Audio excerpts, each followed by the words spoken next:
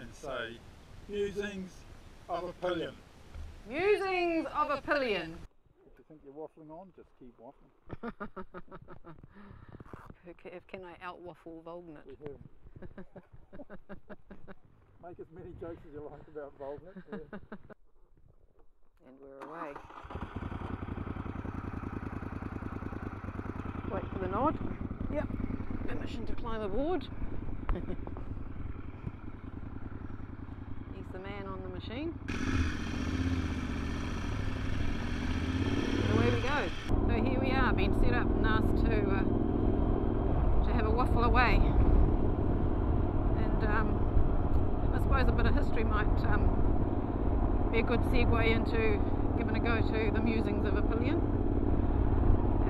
After one ride Volgnit and I did, we got back and I was chatting away to him about something I'd been thinking about on the back of the bike, and I remember him laughing and, "Oh, that's so cool," or something he said. I can't remember what it was, but I said, "Oh, you know, just the musings of a Pillion," and he really latched onto that phrase and started talking to the kids about, you know, what do you reckon about the old musings of a Pillion, and trying to convince me to do it. And of course, you know, Mrs. Volgnit just likes to sit on the back and be incognito really, but anyway, got me thinking about it, so I said I'd give it a go. And a couple of riders, hi guys. Yeah, so thinking about being a Pillion, and often Volgnit will make a joke about oh, you know, Mrs. she's a great Pillion. There are times when I have to actually double check to see if she's even there. And, you know, I'll smile and sort of shrug my shoulders and carry on. And then we've been doing a few rides lately with some group rides with the Ulysses Club. Motto of growing old disgracefully. That's Volgnit, of course, you know. He's the one that's getting old. Anyway, a few comments coming back from them about, you know, you're looking good on the back there. So having a few conversations and listening to people talking about Pillion passengers and you know, about, oh, you know, it's really tough to take this one, or yeah, and hearing the term being a good Pillion. What is a good Pillion? So it's got me thinking about it. You know, I mean, for me, I just love being on the back of this bike, any bike with Volgnit at the helm. Anyway, and yeah, is there an art to being a Pillion passenger? I thought that there could be a few elements that might go towards being a good Pillion. The first one, of course, is you've got to love it. Then you're going to be uptight, tense, and not really wanting to be there, which is not a good recipe for anything that you do, let alone being on the back of a bike. When my daughter was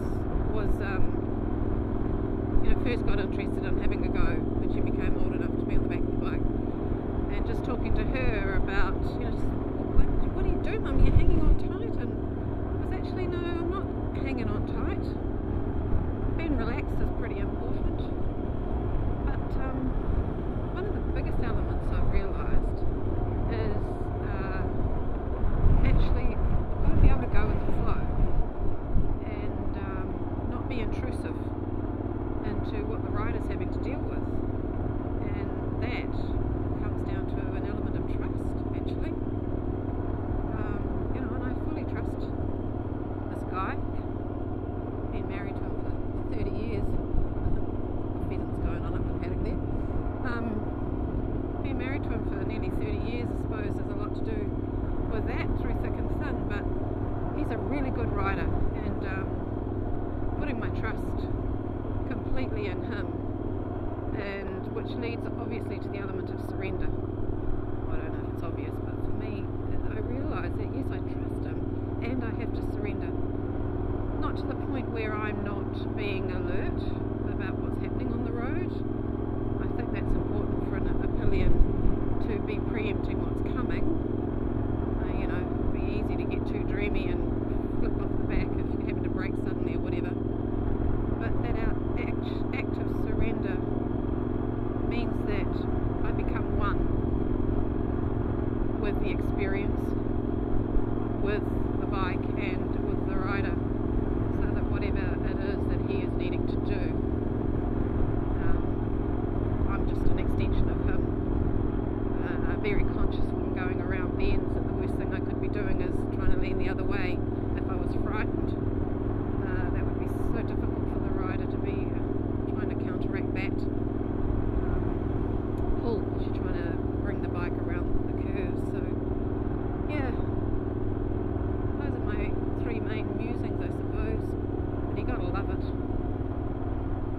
really trust the person that you're on the back with, and surrender. And I have been on the back of bikes with people that I don't actually know, and so trust is a harder thing to do, but I'm still very conscious that I need to be able to be one. It's pretty important. Two, individuality